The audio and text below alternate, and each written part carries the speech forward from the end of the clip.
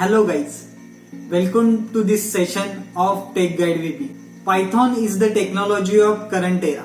Python is used for the different purposes like web applications, machine learning, deep learning and many more. There is huge demand for the Python developer. But the question is, in the Python interview, what questions will be asked? That is the main question. So in this session, we will see some frequently asked questions in Python and you will get the best answers of these questions by the expert. So now I will introduce our today's expert in Python, who is none other than Mr. Parth Shukla, who is the co-founder of Knowledge Pro and the Microsoft certified trainer for the Python certification. So welcome Parth Shukla, and now we will start our today's session of Python interview question answers. So let's get started. So the first question I will ask to the expert here is what is the difference between list and tuples in Python? If I talk about list and tuples, so they are both collections in Python, and we can categorize list and tuple briefly on the basis of one is mutable, can be changed, another one is immutable and cannot be changed. And when I will talk about the uses of list and tuples, so anywhere where we want to do frequent changes or we want to have serialized data even after another in some order, so we use list. And whenever we don't want to change any data once it is described, once it is you can say defined, so we use tuple.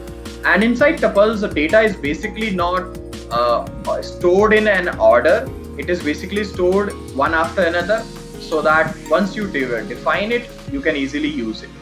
So this is the basic difference between list and tuples, but at the end they both are part of collections in Python. Exactly. Now we move towards the second question, that is what are the key features of Python? So if I talk about key features of Python, so Python is a language which is full of lot of features, but to be very specific, we have key features like it has strong typecasting, it is dynamic language, and whenever we talk about it is interpreted language. So once we talk about interpreted, it means the code is interpreted, and when you go for if you compare it with C and other programming language, they are compiled language, but here you have an interpreter that takes care of everything, dynamic type checking or checking for packages, classes, everything. In fact, a variable defined inside Python is strictly type defined. So small variable is totally different from a capital variable. Apart from that, Python advantages, features comes with its packages, lot of packages which are there. Let's say for OpenCV, there is a separate package. For Matplot, there is a separate package. Even for converting text to speech, there are separate packages. So the most important feature, which I personally feel, is it's Python packages. Then you have Python can run on any machine. It's machine independent.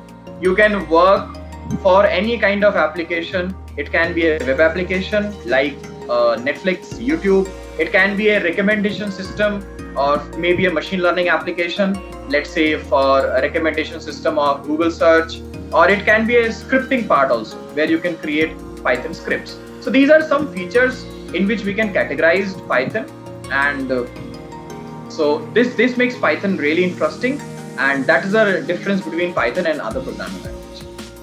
Okay, so the next question is, what type of language is Python? Is it a programming or a scripting language? Although we can write Python scripts also in Python, and there are ways in which you can easily run those scripts, but at the core of Python, it is a programming language, because most of the things that we do in a programming language are supported here in Python. But it's just like we can run scripts, we can create scripts, but at the end, it is more of a programming language, less of a scripting language. How is Python on an interpreted language? Why we can say that Python is an interpreted language? We say Python is an interpreted language because of a simple reason. There is a Python interpreter that interprets each and every code it does not go with a compiled languages, let's say compiler that waits for the whole program execution. It interprets line by line, so that everything, whatever you run in a Python language, is basically it is checked at the time of execution. Okay, sometimes we call it dynamic type because of the same reason, and it's not something that you decide and you declare at the time of declaration. You have to define it. Example, I can say that I don't define variable types in Python at the time of declaration. So there is no need of integer a, so that a can hold an integer value. It is simple. You define a, and it depends on a what kind of value you should be giving. It can be a string or integer. So we can say that Python is basically an interpreted language, and that is the reason why Python is fast. The next question is, what is PEP8 in Python? PEP8. PEP stands for Python Enhancement Proposal, and whenever we talk about PEP, so it is majorly related to the documentation part of Python code that is required in order to make it more readable, in order to make it more understandable by the people who are using Python for the first time. So these are general instructions that are given as for documentation. Exactly. So now the next question is, how the memory is managed in Python?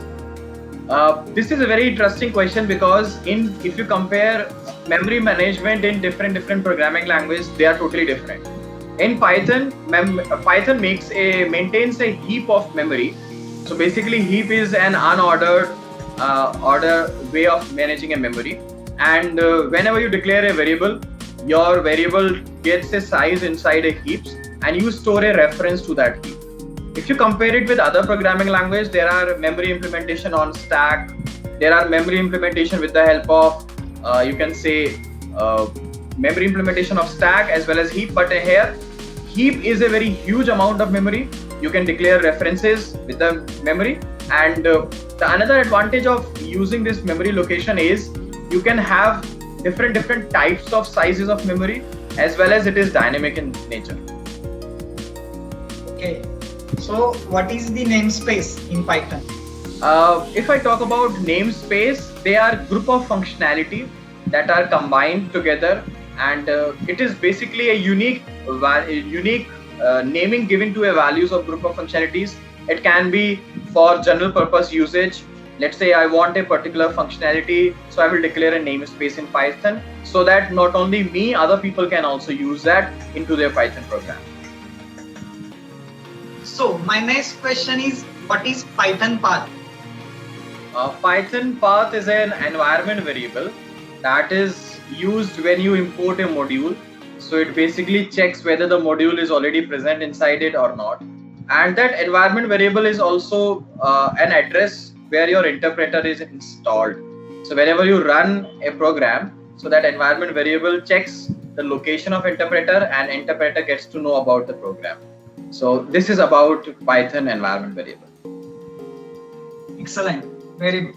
So the next question is, what are Python modules, or name some commonly used built-in modules in Python? If I talk about built-in modules in Python, so there are a lot of functionality which are declared in Python, so that you don't need to install them explicitly. Okay, it can be something like system, it can be operating system OS, it can be a module based on date time, it can be a module based on a random number. Okay, it can be a module based on maths. So these are some built-in modules which are frequently used. You just need to import them into the program, and they are ready to use. Okay, what are exact names of that built-in modules? Let's take an example. Built-in modules. Let's say system is one built-in module.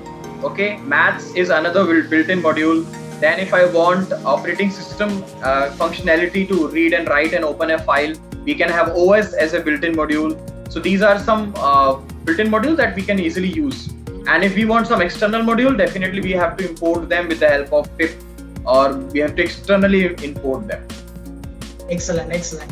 So what are exactly the local variables and the global variables in Python? whenever, just like any other programming language, let's take an example, when you want to utilize a variable within a class, within a function, so you define it locally so that it is exists within the scope. But if you want to define something which can be utilized outside the scope, outside the program, or can be called from a different program, so we have a global scope for that, and we have a local scope for a local variable. Absolutely right. So now the next question is somewhat tricky, or you can say the vague questions also. So the next question is, what is Python? Okay.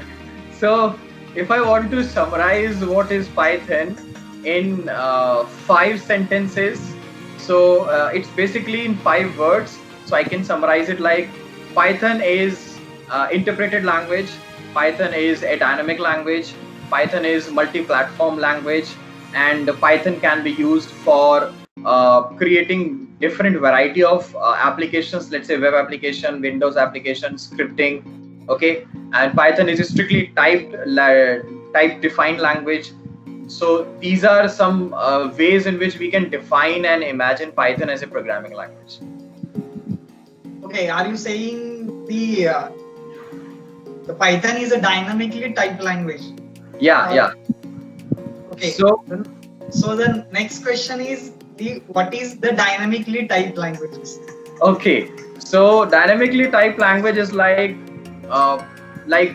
we have already discussed. Let's say if I want to declare a variable, so I will be defining its type. So that is a statically typed language.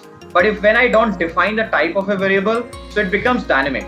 And how it is decided what will be the type of variable, it is decided at runtime. So it is basically a static type language and a dynamic type language. And in Python, we always go with runtime implementation of types. So we call Python as dynamic type language. Excellent, very, very good. So the last and the best or not least question is what is the scope in Python, or how we can define the scope in Python? If you talk about scope, so there are different types of scopes in Python. Like we discussed, it can be a local and global, but then there are different other scopes also. Okay, and the next would be the module level scope, or you can define a module level scope. After that, then you can define a class level scope, package level scope for that. Then you can have a global scope through which you can define variables you can utilize after outside your class also. So these are different scopes. Then there is a scope for package level.